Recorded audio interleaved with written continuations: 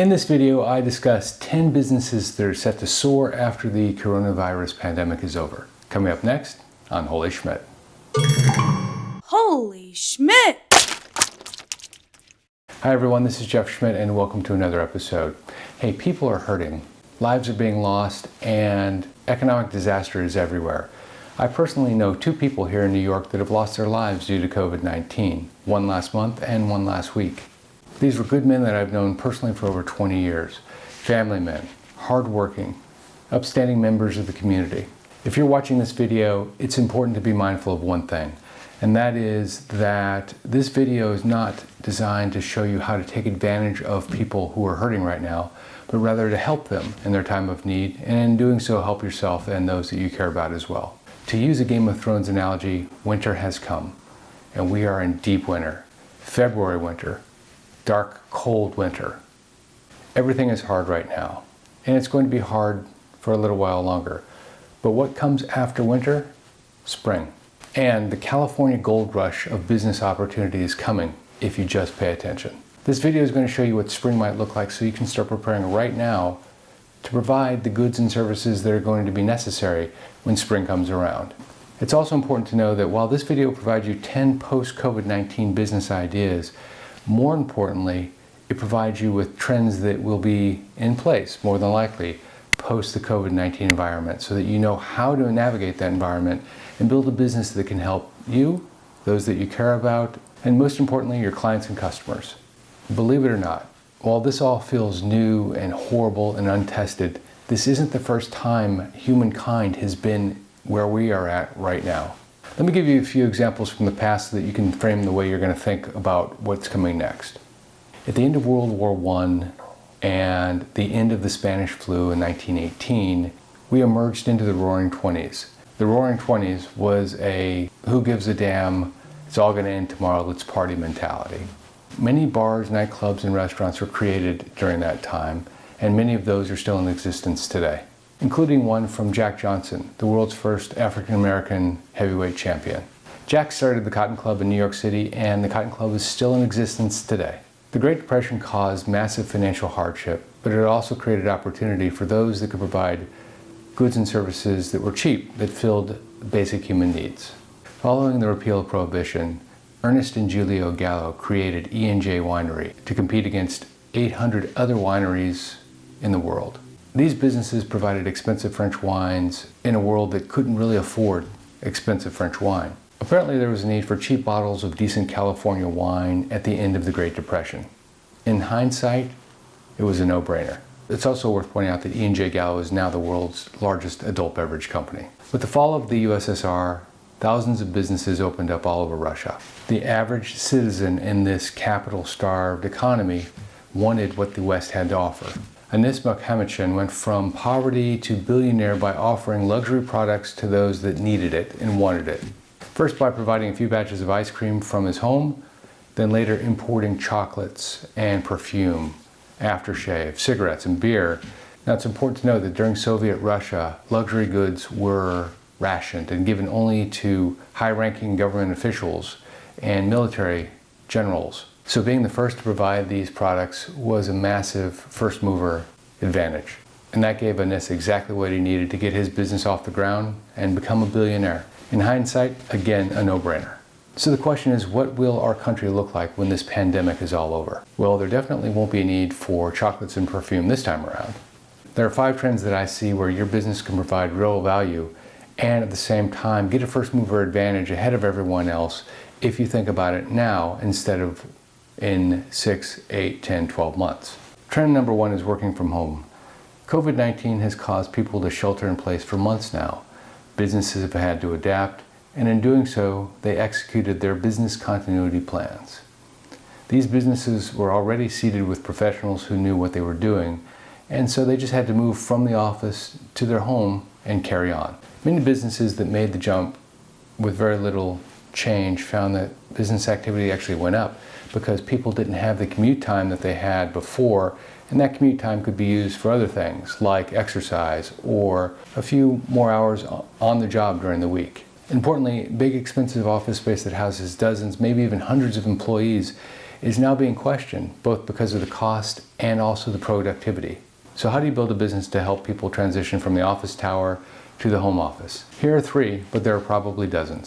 The first is a business coach who trains you to present digitally instead of face-to-face. Believe me when I tell you, presenting in front of a camera is a lot different, and it's a lot more difficult than presenting face-to-face. It requires more animated participation, better timing, and the knowledge that you won't have audience interaction in the form of nods, claps, laughs, etc.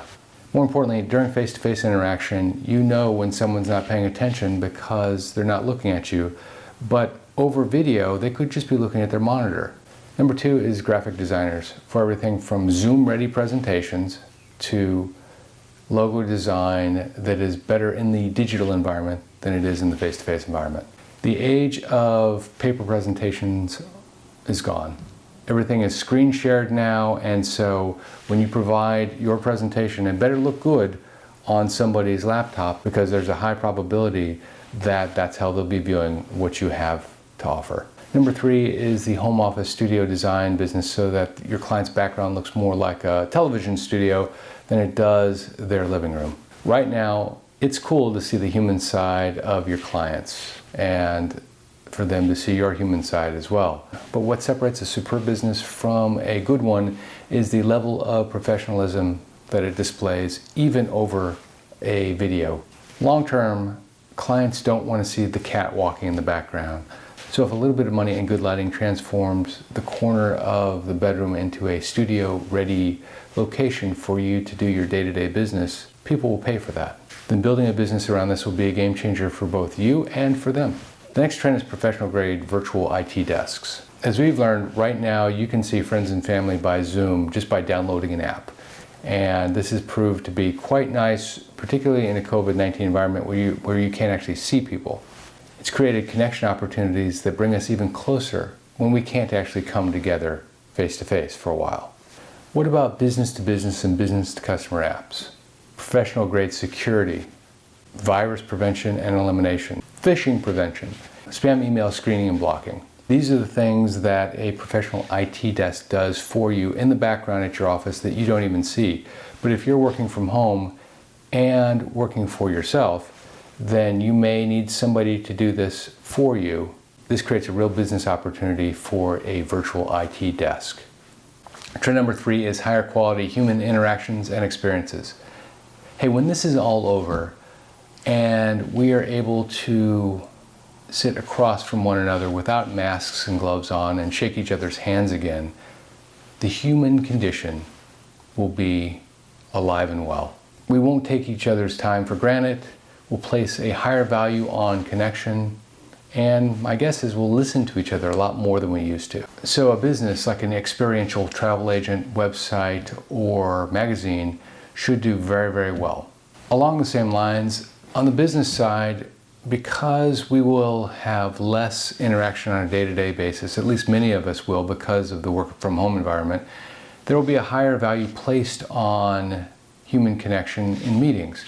And a WeWorks type of business that has concierge service and ultra high quality meeting rooms will be of paramount importance. This is particularly true for work from home companies where client meetings and staff interactions occur less frequently than they used to because nobody's just getting together anymore for a coffee. They're all traveling from their home to a point where everybody converges. Restaurants will be in full force. The odds will go way up that it will be successful because there will be a lot of them that have gone out of business during the COVID-19 pandemic, and there will be a void that needed to be filled. By the way, if you like the video, please hit the like button so that others can find it as well. YouTube uses the like button as their algorithm to elevate videos so that others can find the topic. Now back to the list. Trend number 4 is investment and accounting advisory services. When this is all over, people will have had their life savings disrupted and will want to rebuild their savings safely and with a lot more control and understanding than they had in the past. Many will want to build a nest egg so that they'll never have to worry about the anxiety of not having a paycheck.